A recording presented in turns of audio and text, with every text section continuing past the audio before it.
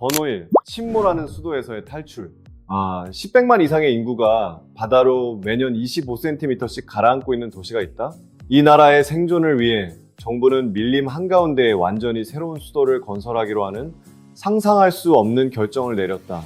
자바섬은 전체 국가 면적의 단 7%에 해당하는 약 138 0평방킬로미터에 불과하지만 1억 5천만 명 이상의 인구가 거주하고 있다. 이곳의 인구 밀도는 이 나라에서 가장 큰 섬인 파푸아보다 120배나 높다. 이곳이 이렇게 매력적인 이유는 무엇일까? 수백만 년에 걸쳐 화산재로 형성된 안도솔 토양은 자바를 지구에서 가장 비옥한 땅 중 하나로 만들었다. 이 토양은 일반 토양보다 수분과 영양분을 훨씬 더 잘 유지할 수 있어 섬이 거대한 인구를 부양하고 국가 GDP의 59%를 기여할 수 있게 해준다. 인도네시아의 재앙을 안겼던 화산들은 자바를 여러 세대에 걸쳐 부양해온 비옥한 토양을 남겼다. 하지만 수천 톤의 콘크리트 무게가 약한 습기 있는 땅에 얹혀지면서 자카르타에 대한 사형 선고가 내려졌다. 인도네시아의 현재 수도는 매년 평균 10cm씩 가라앉고 있으며 특히 북부 자카르타 지역에서는 이 속도가 25cm에 달해 전 세계 해안 도시 평균의 2배에 이른다. 근본적인 원인은 해수면 상승뿐만 아니라 과도한 지하수 개발 때문이다. 깨끗한 수돗물 공급 시스템이 충분하지 않기 때문에 수백만 가구와 고층 건물들이 땅속 깊이 우물을 파고 이로 인해 수분이 포함된 지층이 비어버리고 땅이 무너져 내리고 있다. 전문가들은 만약 조치를 취하지 않는다면 2050년까지 북부 자카르타의 95%가 물에 잠길 것이라고 경고하고 있다. 가장 큰 역설은 현대 발전을 상징했던 도시가 이제 그 발전 속도에 의해 가라앉고 있다는 점이다. 되돌릴 수 없는 재앙 앞에서 인도네시아 정부는 밀림 한가운데에서 320억 달러 규모의 도박을 하고 있다. 보르네오 섬의 새 수도인 누산타라를 건설하는 프로젝트는 현재 자카르타 면적의 4배에 달한다. 이 초대형 프로젝트의 목표는 자바섬의 압력을 줄이기 위해 완전히 재생 가능한 에너지로 운영되는 숲속의 도시를 만드는 것이다. 그러나 이러한 발전의 대가는 생태학적으로 고통스러운 타협을 요구한다. 마지막 오랑우탄 서식지인 보르네오의 수천 헥타르, 열대우림을 평평하게 만드는 일은 환경단체들로부터 강한 비판을 받고 있다. 사람들은 인도네시아가 문제를 근본적으로 해결하기보다는 오염을 수출하고 이 지역의 마지막 녹색폐를 파괴하고 있다고 우려하고 있다. 때때로 한 도시를 구하기 위해 사람들은 자연의 다른 부분을 희생해야 한다. 하지만 인도네시아의 발전 이야기는 새로운 수도에만 국한되지 않는다. 다른 많은 곳에서도 번영은 쉽게 숨길 수 없는 상처를 남기고 있다. 번호 1. 강대국의 부상과 영광 뒤의 상처. 인도네시아는 황금시대의 문턱에 서 있습니다. 수천 개의 섬으로 이루어진 이 나라가 동남아시아에서 가장 큰 경제국으로 성장하고 G20의 중요한 일원이 되었습니다. 자카르타의 고층 빌딩, 현대적인 고속철도 시스템, 그리고 세계에서 대체할 수 없는 자원 공급국으로서의 위상은 번영의 뚜렷한 증거입니다. 전기차 산업의 미래를 지탱할 거대한 니켈 매장량과 세계 최고의 팜유 생산량을 자랑하는 인도네시아는 녹색 경제와 세계 식량 안보의 열쇠를 쥐고 있습니다. 그러나 인상적인 GDP 성장 수치와 상승하는 부의 이면에는 또 다른 잔혹한 현실이 서서히 드러나고 있습니다. 이 번영은 무료로 주어지지 않으며 자연의 몸에 치유할 수 없는 상처를 남기고 있습니다. 서부자바의 시타룸 강은 지구에서 가장 오염된 강이라는 슬픈 명성을 지니고 있습니다. 매일 2,000개 이상의 섬유 공장이 처리되지 않은 화학 폐수를 이 300km에 달하는 강에 직접 방류하고 있습니다. 검사 결과 물속의 납 농도는 미국의 안전 기준치보다 1000배나 높습니다.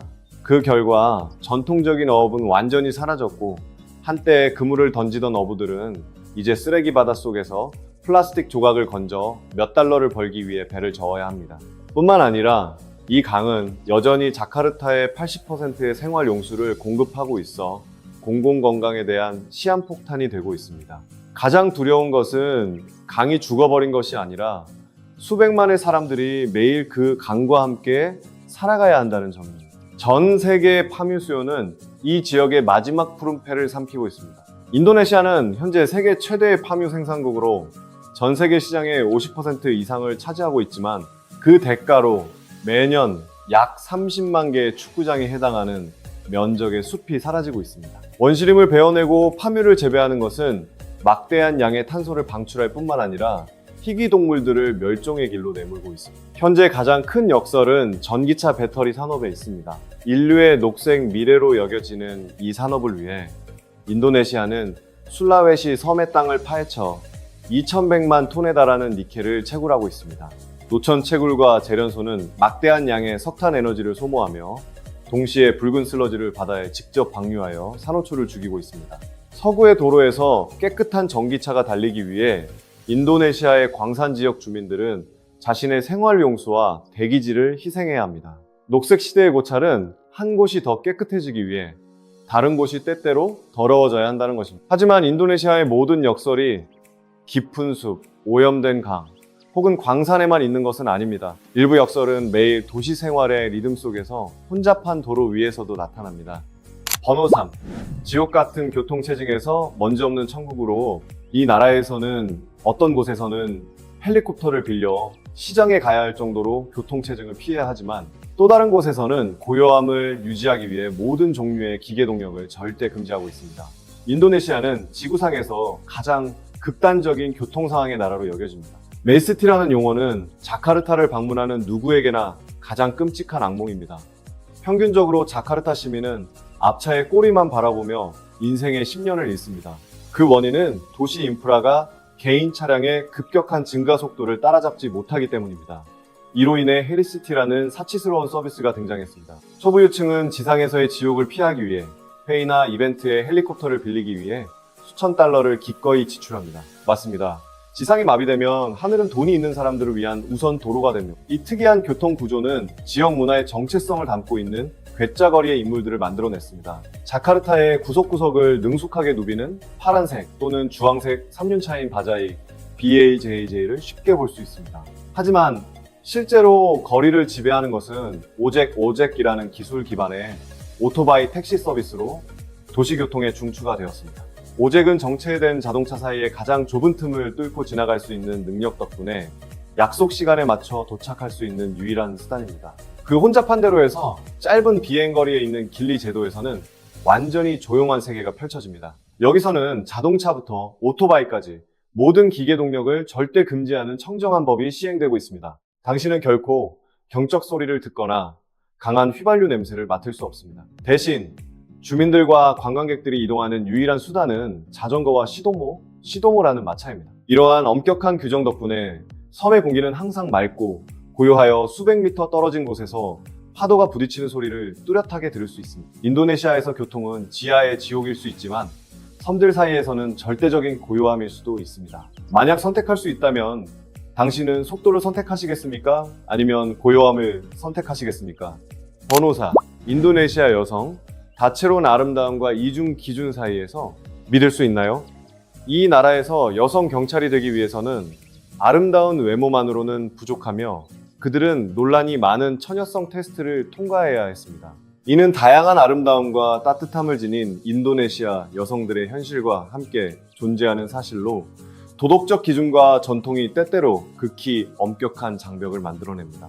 수백 개의 민족이 모여 독특한 미의 색조를 형성합니다. 17영계 이상의 섬으로 이루어진 지리적 특성 덕분에 인도네시아 여성들은 지역에 따라 변하는 얼굴 특징을 지니고 있습니다. 자바 사람들의 높은 광대뼈와 날카로운 인상에서부터 순다 사람들의 우아하고 밝은 피부까지 다양합니다. 그들의 공통점은 건강한 꿀색 피부와 열대 지역의 특징인 두꺼운 검은 머리카락입니다. 그러나 이러한 다양성은 외모뿐만 아니라 가족 내 조화를 유지하는 인내심과 재능에서도 나타납니다. 그들에게 가족은 최우선이며 여성은 여러 세대 간에 부드럽지만 매우 강한 연결고리 역할을 합니다. 이곳의 사랑의 규칙은 현대의 자유와 종교적 장벽이 기묘하게 교차하는 것입니다. 자카르타와 같은 번화한 도시에서는 젊은이들이 고급 카페에서 데이트하는 모습을 볼 수 있지만 농촌 지역에서는 모든 것이 엄격한 감시 아래에서 진행됩니다. 아펠이라고 불리는 여자친구 집 방문 개념은 여전히 불문율로 남아 있습니다. 남자는 여자친구의 부모의 관찰 아래 거실에서 대화를 나눈 후에야 외출할 생각을 할 수 있습니다. 가족의 개입과 종교적 기준은 인도네시아의 데이트 문화가 의식적이게 만드는 원인으로 부모의 신뢰가 관계의 티켓이 됩니다. 특히 국가안보기관의 채용 기준은 정화 성격을 띠고 있습니다. 수십 년 동안 인도네시아는 경찰에 들어가고자 하는 모든 여성 지원자에게 처녀성 테스트를 시행해 왔습니다. 정부는 이것이 여성의 인격과 직업 윤리를 평가하는 방법이라고 주장했습니다. 그 결과 체력에 대한 엄격한 요구 외에도 채용위원회는 이미지를 구축하기 위해 뛰어난 외모를 가진 지원자를 우선적으로 고려했습니다. 이는 인도네시아 여성 경찰대를 세계에서 가장 균일한 외모를 가진 집단 중 하나로 만들었지만 동시에 국제인권단체들로부터 강력한 반발을 일으켰습니다. 비록 이 테스트가 최근 몇 년 동안 변화와 제한을 겪었지만 여전히 이곳의 여성들이 도덕과 외모에 대한 이중 기준에 직면하고 있다는 명백한 증거로 남아 있습니다. 번호, 향신료의 섬과 독특한 요리 문화, 비싼 가격은 때때로 당신이 전혀 예상하지 못한 과정에서 비롯됩니다. 인도네시아는 커피루악의 고향으로 이 커피의 가격은 무려 700달러에 달합니다. 그 이유는 특별한 생산 직원인 멧돼지 때문입니다. 이들은 가장 잘 익은 커피 열매를 선택해 먹고 그 후 커피콩은 소화 과정을 거치며 멧돼지의 위에서 효소에 의해 자연 발효됩니다. 이 과정은 원래의 쓴맛을 완전히 제거하고 어떤 기계 기술로도 복제할 수 없는 풍부하고 부드러운 맛을 만들어냅니다. 당신이 즐기는 각 한 잔의 사치스러운 커피는 사실 동물의 배설물에서 비롯된 독특한 생물학적 과정의 결정체입니다.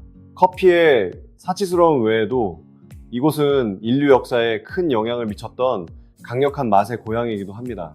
16세기와 17세기에는 인도네시아의 몰루카 제도가 지구상에서 유일하게 정향과 육두구를 생산하던 곳이었습니다. 그 당시 이 향신료의 가치는 순금보다도 비쌌고 네덜란드, 포르투갈, 영국과 같은 강대국들이 서로 전쟁을 벌이며 통제권을 차지하기 위해 서로를 학살하기도 했습니다. 네, 당신은 잘못 듣지 않았습니다. 바로 이 작은 향신료들이 세계의 지정학적 지도를 완전히 바꿨고 인류의 대양 탐험 시대를 촉발하는 원동력이 되었습니다. 향신료가 과거의 권력이었다면 오늘날 인도네시아는 또 다른 소프트 파워로 세계를 지배하고 있습니다. 인도미입니다. 이 즉석라면은 10,000개의 섬을 넘어 100개 이상의 국가에 진출했습니다. 그 인기는 나이지리아에서 현지인들이 이것을 그들 스스로 창조한 전통 음식으로 오해할 정도입니다. 심지어 일부 아프리카 국가에서는 인도미가 소규모 거래에서 비공식적인 통화로 사용되거나 선거 캠페인에서 도구로 사용되기도 합니다. 인도미는 더 이상 패스트푸드가 아니라 인도네시아를 대표하는 글로벌 문화 아이콘이 되었습니다. 커피콩, 라면, 그리고 세계 역사를 바꾼 향신료에서 인도네시아의 이야기는 우리를 모든 것의 기초로 되돌려 보냅니다. 17. 0개 이상의 섬, 깊은 바다, 그리고 화산으로 이루어진 나라입니다. 번호 6. 만섬의 나라와 불의 자식. 인도네시아의 모든 섬을 탐험할 계획이 있다면 정확히 반세기 동안의 계획을 준비해야 합니다. 이 나라는 단순히 동남아시아 지도 위의 한 나라가 아니라 120km에 걸쳐 17, 0개 이상의 크고 작은 섬으로 이루어진 거대한 집합체입니다. 쉽게 이해하기 위해서 말하자면 이 길이는 지구둘레의 8분의 1에 해당하며 지도로 놓았을 때 미국 대륙의 동쪽에서 서쪽까지의 넓이보다 더 넓습니다. 이러한 지리적 분산은 이상한 현실을 만들어냅니다.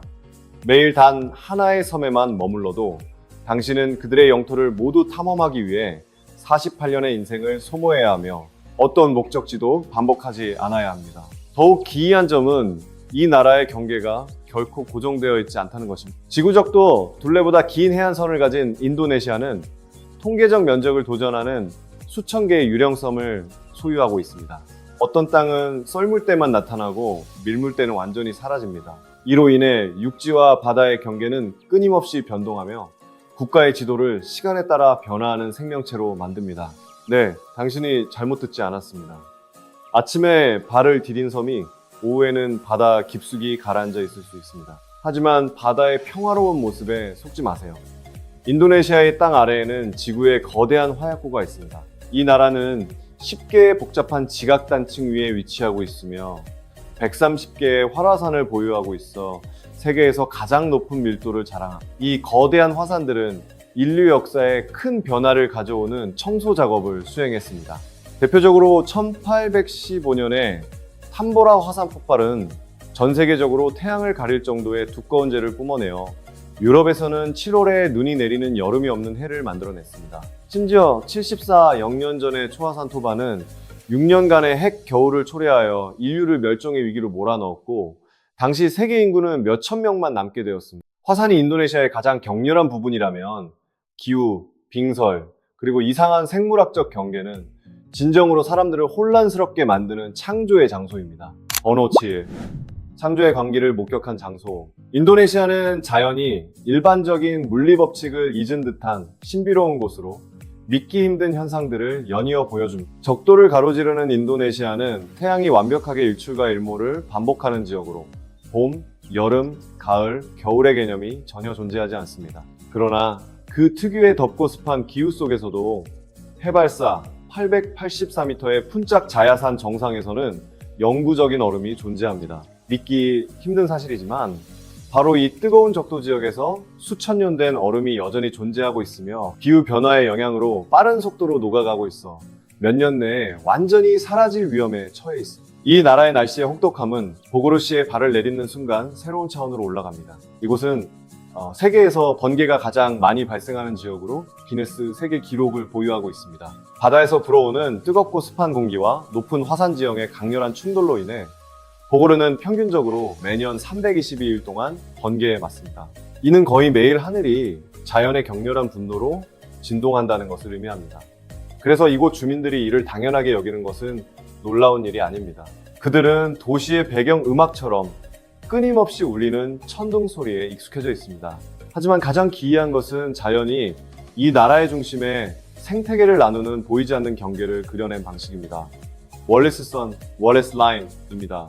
이는 물리적인 벽이 아니라 수백만 년 동안 동물의 이동을 막아온 깊은 해구로 인도네시아를 완전히 다른 두 생물학적 세계로 나누고 있습니다.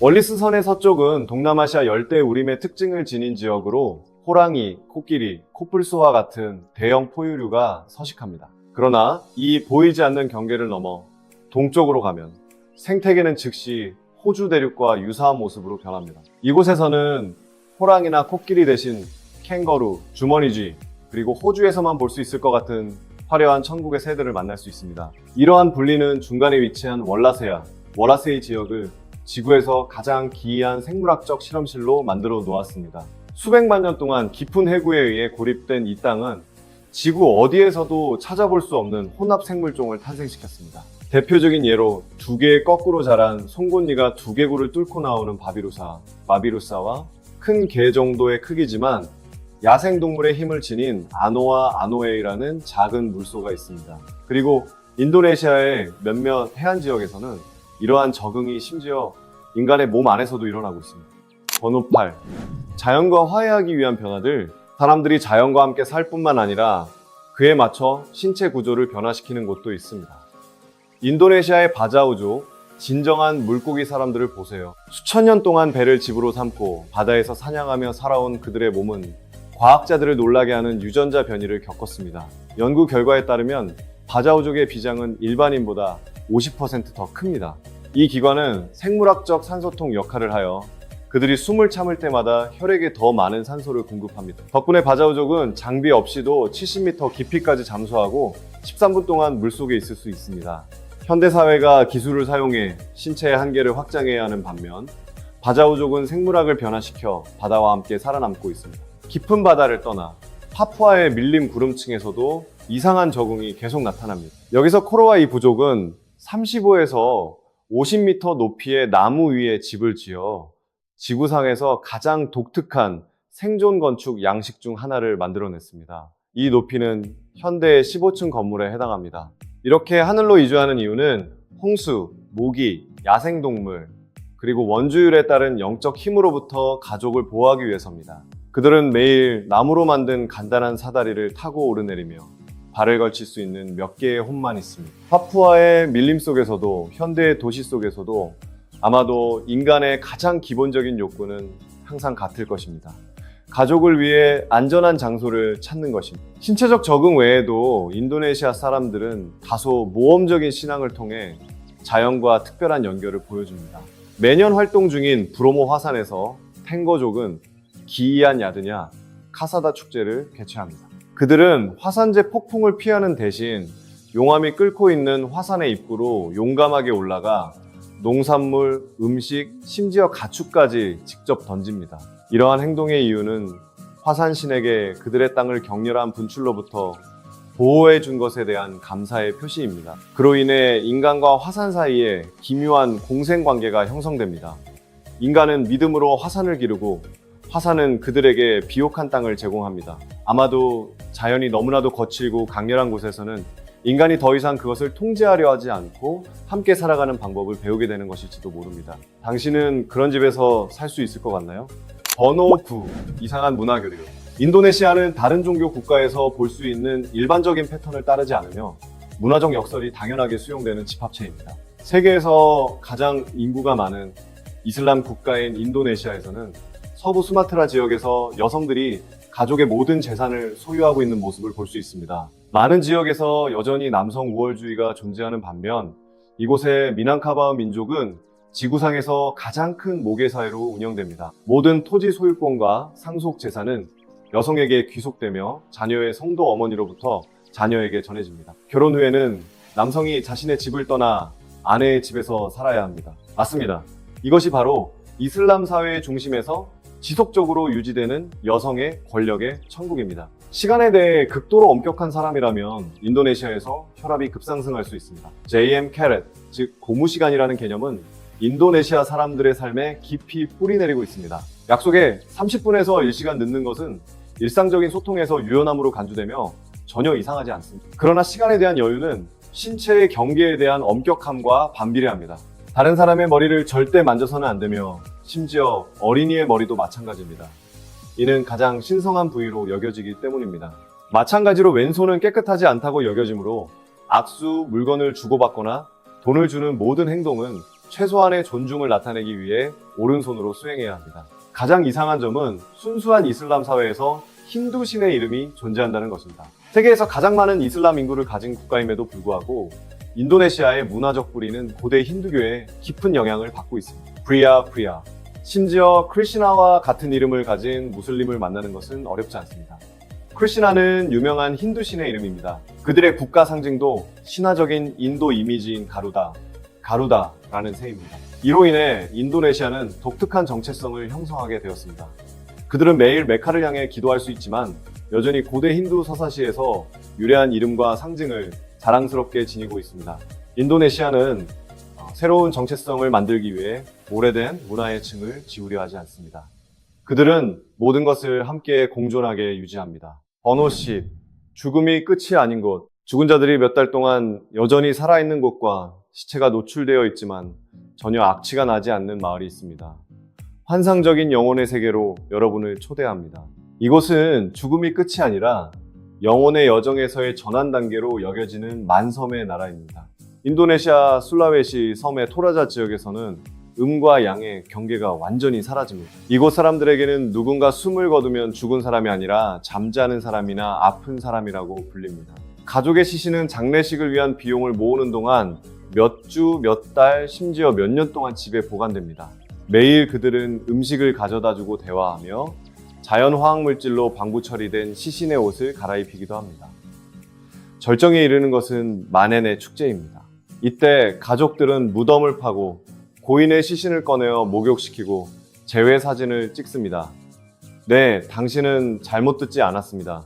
이 가족 사진에는 이미 세상을 떠난 이들이 함께합니다. 토라자 사람들의 장례 방식은 처음 보는 이들을 놀라게 합니다. 그들은 시신을 땅에 묻는 대신 깊은 동굴에 나무관을 놓거나 높은 절벽에 매달아 두며 고인의 형상을 조각한 나무 조각상인 타우타우가 이를 보호합니다. 이러한 기이한 의식 뒤에는 너무 이른 작별에 대한 두려움이 숨겨져 있을지도 모릅니다. 토라자 사람들에게 죽음은 즉각적인 종말이 아닙니다. 당신에게는 사랑하는 사람과의 작별이 정말로 한순간에 이루어질 수 있을까요? 특히 잔인하지만 인도적인 것은 신생아 장례입니다. 불행히도 세상을 떠난 아기들은 고목의 빈 공간에 놓이고 대나무 그물로 덮입니다. 사람들은 나무 수액이 어머니의 젖과 같은 역할을 하여 아기를 감싸고 계속해서 양육하여 그들이 광활한 자연 속에서 버림받지 않도록 한다고 믿습니다. 심지어 생명의 시작조차도 나무에서 내려다보는 보이지 않는 수호자와 연결되어 있습니다. 발리의 일부 마을에서는 신생아의 태반이 태어난 후 코코넛 껍질에 넣어져 큰 나무가지에 매달려 묻히지 않습니다. 사람들은 태반이 영혼의 형제로서 아기를 어둠의 세력으로부터 보호하고 지켜주는 역할을 한다고 믿습니다. 당신은 이러한 태반의 숲을 마주하게 될 것입니다. 인도네시아의 영혼 세계의 기이함은 현대 생활에도 영향을 미쳐 모든 세계의 규칙을 깨뜨리는 법칙을 만들어냅니다. 발리의 엔야피아이 축제날, 섬 전체는 실제로 항공 및 통신 지도에서 사라집니다. 공항은 폐쇄되고 인터넷은 차단되며 불은 켜지지 않고 24시간 동안 아무도 거리로 나갈 수 없습니다. 그 이유는 악령을 속여 이 섬에 생명이 없다고 믿게 하여 그들이 지루해져 떠나게 하려는 것입니다. 항상 시끄럽고 끊임없이 연결된 세계에서 한 섬이 24시간 동안 침묵하기로 동의하는 것은 어떤 영적 의식보다도 더 기이할 것입니다. 번호 11. 종교의 다양성과 위대한 건축물. 위에서 언급한 바와 같이 인도네시아는 전 세계에서 가장 많은 이슬람 신자를 보유하고 있으며 인구의 약 87%를 차지합니다. 그러나 그들의 가장 위대한 건축 보물은 불교 사원입니다. 보로부두르 보오부두르는 세계에서 가장 큰 불교 사원으로 9세기에 수백만 개의 화산암 블록을 결합하여 건설되었으며 단 한 방울의 모르타르나 접착제도 사용되지 않았습니다. 과학자들을 놀라게 한 것은 이 거대한 구조물이 거의 1000년 동안 인류의 기억에서 사라져 있었고 두꺼운 화산재와 열대 우림알에 묻혀 있었던 것입니다. 1814년이 되어서야 이 경이로운 구조물이 다시 발견되어 잿더미 속에서 빛을 보게 되었습니다. 종교의 분리는 이 이슬람 국가의 중심부에 화려한 힌두교 오아시스를 만들어냈습니다. 인도네시아의 대다수가 이슬람을 믿는 반면 발리섬은 동남아시아에서 유일하게 다수의 인구가 힌두교를 믿는 지역입니다. 이곳에서 종교는 책 속에 있는 것이 아니라 사람들의 숨결 속에 존재합니다. 바다의 거센 파도에 의해 깎여진 바위 위에 위치한 타나롯, 사원부터 안개 속에 숨어있는 수만 개의 가족 사원까지 발리는 독특한 정체성을 만들어내어 거리의 모든 구석과 집이 신비로운 영적 의식의 성지가 되었습니다. 이러한 장소는 세계 어디에서도 찾아볼 수 없는 것입니다. 300개 이상의 민족이 평화롭게 공존하는 국가의 비밀은 금으로 새겨진 철학에 있습니다. 비니카 탕가라이카는 다양성 속의 통일이라는 의미의 고대 산스크리트어 구절로 단순한 구호가 아닙니다. 이 정신을 증명하기 위해 자카르타의 수도에는 동남아시아에서 가장 큰 이슬람 사원인 이스티콰 사원이 고풍스러운 성당과 정면으로 마주보고 건설되었습니다. 가장 이상한 점은 이 두 건축물 아래에 우정의 터널이 파여져 있어 종교 간의 교류와 포용을 상징하고 있다는 것입니다. 이곳은 두 개의 서로 다른 종교 신자들이 큰 축제 때 같은 주차장과 생활 공간을 공유하는 유일한 장소입니다. 번호 12. 선사시대의 기괴한 생물들이 살던 지역. 지구상에는 수백만 년 전부터 시간이 멈춘 듯한 곳이 있습니다. 코모도 섬은 심장이 약한 사람에게는 적합하지 않은 장소입니다. 이곳에서는 지구에서 가장 큰 도마뱀, 코모도 용과 마주하게 됩니다. 이 생물은 길이가 3m에 달하고 무게는 70kg이 넘습니다. 두려운 점은 크기뿐만 아니라 그들의 입에 있는 화학 무기입니다. 코모도 용의 침에는 순환계를 마비시키고 대량 출혈을 유발하는 독소 혼합물이 포함되어 있습니다. 이를 통해 그들은 인내심을 가지고 자신보다 몇 배나 큰 먹이인 물소를 단 한 번의 물림으로 제압할 수 있습니다. 술라웨시 해양의 바다, 깊숙한 곳에서는 선사시대의 신비가 더욱 생생하게 존재합니다. 과학자들은 600만 년 전 공룡과 함께 멸종했다고 믿었던 생물 손가락 지느러미 물고기인 코엘카스 코에네켄트를 발견했습니다. 이 물고기는 육상의 동물의 사지처럼 보이는 강하게 발달한 지느러미를 가진 기괴한 형태를 하고 있습니다. 그들이 여전히 건강하게 수영하고 있다는 사실은 생물학 이론을 완전히 뒤엎었고 인도네시아의 바다를 지구에서 가장 귀중한 살아있는 박물관으로 만들었습니다. 진화의 경이로움은 괴물에만 국한되지 않고 인류의 조상에게도 있습니다. 플로레스 섬의 리앙 부하 동굴에서 고고학자들은 호모 플로레시엔시스, 즉 호비스로 알려진 인류의 뼈를 발굴했습니다. 이 주민들은 겨우 1m의 키와 약 25kg의 체중을 가지고 있었습니다.